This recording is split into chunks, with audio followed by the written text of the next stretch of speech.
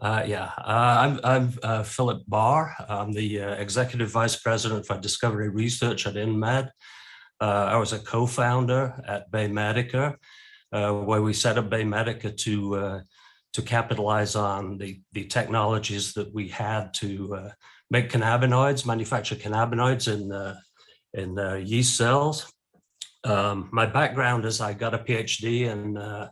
organic chemistry in the UK, the University of Birmingham. And I did a postdoc here at UCSF in biochemistry,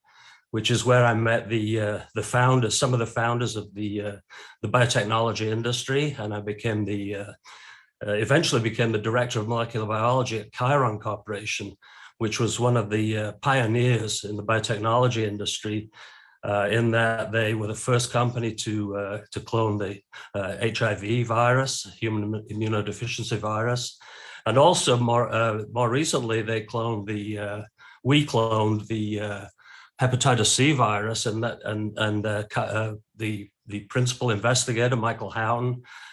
received the Nobel Prize for that last year. And my role there, after joining as a chemist, was to since I was replaced by a DNA synthesis machine, was to manufacture diagnostic antigens, vaccine candidates, and therapeutic proteins in yeast, which I did for over a decade. And then following the Chiron years, I continued to work in the manufacturing of rare therapeutic proteins in yeast, and also in making small molecules, of which cannabinoids are in that family. So when I met with my co-founder chemist, and we talked about the fact that cannabinoids were a class of compounds that myself, Charles Marlowe, and also other people at the company had worked on extensively, it was pretty much a no-brainer that we decided to set up BayMedica, and we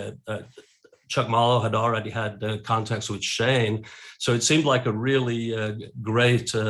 threesome to set up this company to make cannabinoids, manufacture them in yeast. Initially for both initially for the consumer products market, which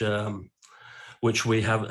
we've successfully done, but also to bring in the synthetic biology process to lower the cost of goods of the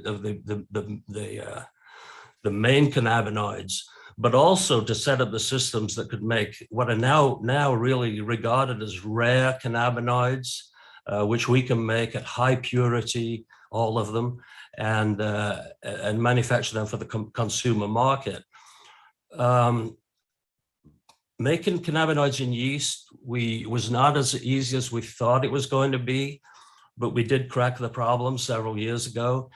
And having cracked the problem, it became apparent to us that we could not only make large quantities of cannabinoids for the consumer markets, we had already contemplated the fact that we could make high purity cannabinoids for clinical use in humans and companion animals, perhaps.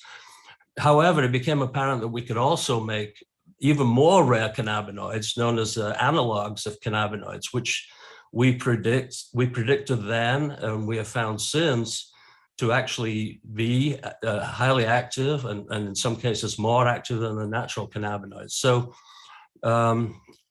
we're focusing on those two areas: the consumer products, where we can make multi-hundred kilograms of the products. We're probably the only company that can do that right now, and we do that through chemistry. And eventually, as we move these products into our yeast manufacturing systems, we will be able to continue to make them in the 100-kilogram range. And then we will also be able to make any analog that we would like to make for testing in the hundreds of human clinical indications that exist for treatment using cannabinoids.